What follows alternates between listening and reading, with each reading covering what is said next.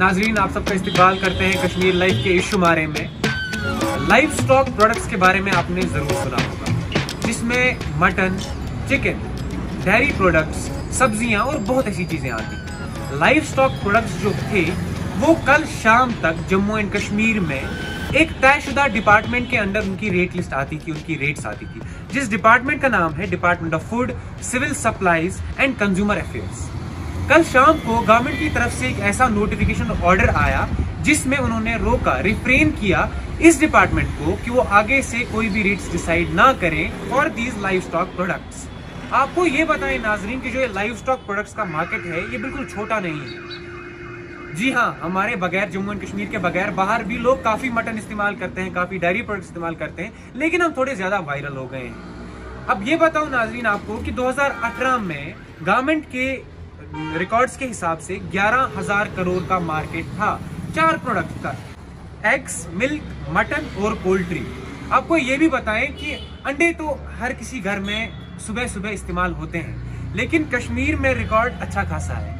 हम एक दिन में 30 लाख अंडे कंज्यूम करते हैं। जी हाँ नाजरीन, ये सिर्फ जम्मू एंड कश्मीर के लोगों की बात है, हम दिन में 30 लाख अंडे खाते हैं। तो हाँ, ये जो मार्केट है लाइव स्टॉक का, ये बिल्कुल छोटा नहीं है, काफी वास्ट मार्केट है जिसमें इकोनॉमी भी एक बहुत इंपॉर्टेंट रोल प्ले करती है। और इस मार्केट में आपको एक बात बताएं कि 1987 और 88 में अगर रेट्स फ्लक्चुएट होती थी, अगर जो प्रोड्यूसर्स हैं या जो शॉप ओनर्स हैं वो रेट्स बढ़ा देते थे तो उन पे PSA लगाया जाता था।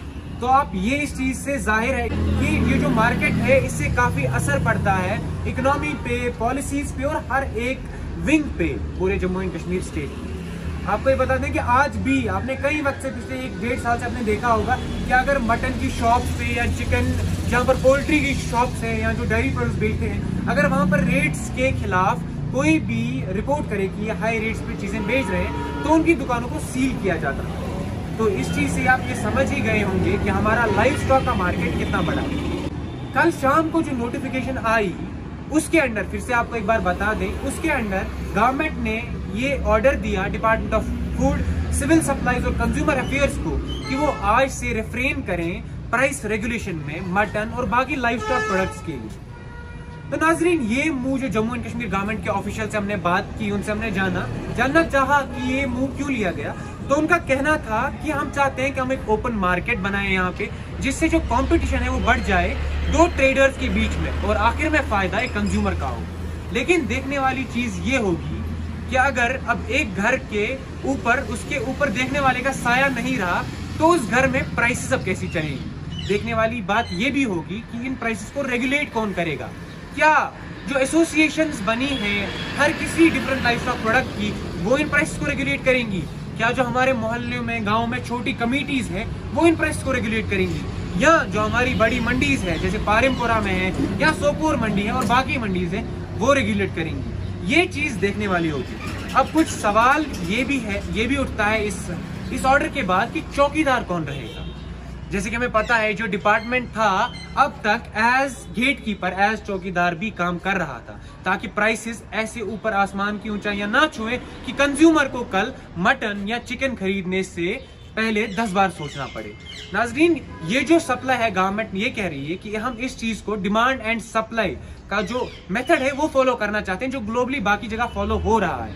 लेकिन आपको ये बता दें कि आपने श्रीनगर से दिल्ली या दिल्ली से श्रीनगर की टिकट्स की प्राइस के बारे में तो सुना ही होगा पिछले वक्त से।